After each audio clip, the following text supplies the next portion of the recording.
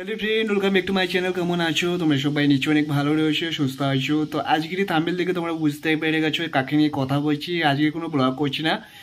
So friend, আজকে যাকে নিয়ে কথা বলছি, শৈশব দাদা, অর্থাৎ যে রেস্কিউ করতো এবং সমস্ত প্রাণীদের অর্থাৎ সাপ এবং ডগিদেরকেও রক্ষা করতো, মানে রেস্কিউ করতো এবং ডগিদেরকে সে কিন্তু নিজের মানে কাছে মানে সুন্দরভাবে তাদেরকে দেখভাল করতেন।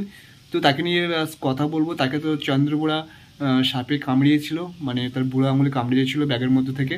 তো এই ভিডিওটা একটু করা দরকার আছে। আর এই ভিডিওটা নিয়ে মানে অনেক ইউটিউবার করছে না, কারণ দেখো একজন বড় ইউটিউবারকে নিয়ে অনেক হিংসে হয়, ঠিক আছে? তো দাদা অনেক কষ্ট করে এই জায়গাটা এসছে, আর বাংলাদেশ থেকে শুরু করে ইন্ডিয়াতে সমস্ত মানুষ তাকে এতটা ভালোবাসা দিয়েছে। সেই ভালোবাসার জন্যই কিন্তু অনেকে কেউ মানে ওনার পাশে কেউ নেই।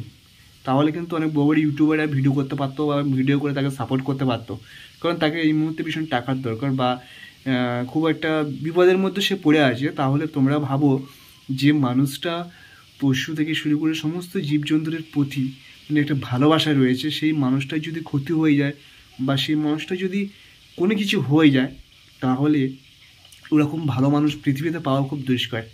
তো আমরা চাই যে এখন অনেক ভালো আছি, সুস্থ আছে। তো সকালে একটু হালকা করে মানে তার সঙ্গে মানে হলো, মানে দেখা বলতে কীরকম মানে বিষয়টা জানলাম তার বিষয়ে, মানে ভালো রয়েছে এবং সুস্থ আছে। আশা করি খুব তাড়াতাড়ি সুস্থ হয়ে আবার তার ইউটিউবে ফিরে আসবে। তো তোমরা সবাই মানে তাকে সাপোর্ট করবে এবং ভালোবাসা দেবে। কারণ দেখো, কারণ যে মানুষটা মানে প্রকৃতির জন্য মানে লড়ে থাকে বা কাজ করে থাকে, সে সত্যিই মানুষ, ঠিক আছে? তো যাই হোক, ভিডিওটি এখানে শেষ করছি। সবাই ভালো থাকবে, সুস্থ থাকবে।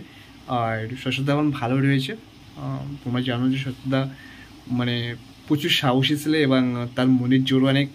তাই সে আগামী দিনে সুস্থ হয়ে আবার ফিরে আসবে তোমাদের কাছে এবং আমাদের কাছে। তো সবাই ভালো থাকবে, সুস্থ থাকবে বন্ধুরা।